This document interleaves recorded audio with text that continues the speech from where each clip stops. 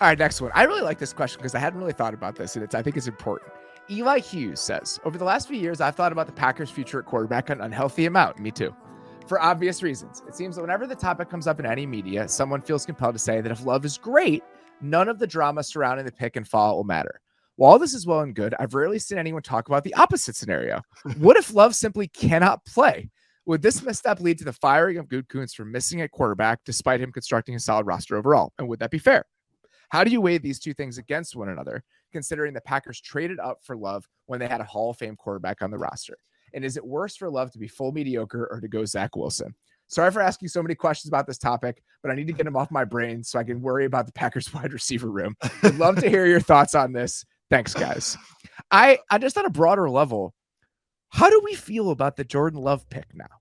Like, I haven't really thought about my opinion of it in the last couple of years because Rodgers was so good. It was just like, but I also kind of understand if it was getting so bad with Rodgers in the building and that the relationship was deteriorating and they didn't know what he was going to do, don't we give other teams credit for giving themselves out at quarterbacks and giving themselves multiple avenues? And shouldn't we give the Packers the same credit? Like, even if it's a wasted pick for the last couple of years, quote unquote, I think if you really go back and interrogate the thought process, I understand it. Like, I don't blame them for thinking that way.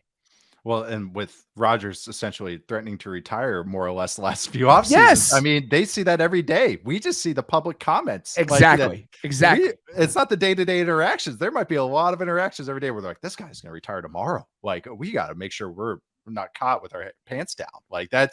And also just want to say, because we have an otherwise good team, we have to make sure that we have some flexibility here. Yep. And I think also the Packers, this is the benefits of not having a one true owner, is they can kind of live in la la land where they can kind of do what they want as far as team building, that they don't have the pressure other teams do. It's nice. It's in Green Bay for one. It's a national fan base. I get that, but it's still in Green Bay. There's not that day-to-day media, but also just not that owner to answer for. So I don't think the GM is going to be under much pressure.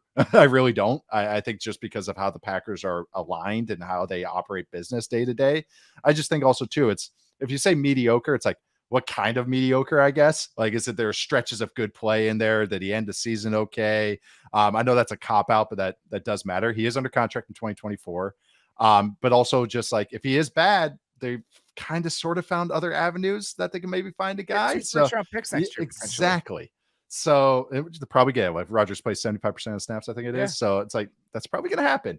So that they've given themselves some avenues. So I don't think I understand why they did it as time has gone on, just like you originally answered this question. Like, I really do. And honestly, I just picked them 14th in my QB draft episode. So I'm tied into some Jordan Love stock as well as the Packers are right now. So I think they just made the best of a iffy situation, or kind of a moving ground situation. Quicksand, I guess, is a good way to put it.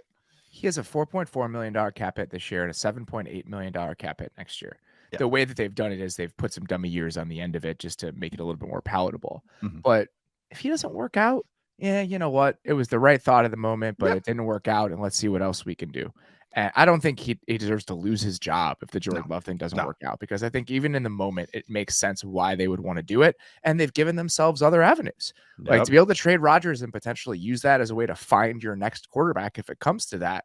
I think that the process associated with all of this has been sound enough where even no matter how it ends up going, I don't think it's some death knell for the organization, for this regime. And also, you got to realize the Packers, I believe, have the youngest roster in the NFL right now. It's a fully transitioning team right now. So I think they've done for this situation. It's aging better than maybe what happened in the moment. It's aged better.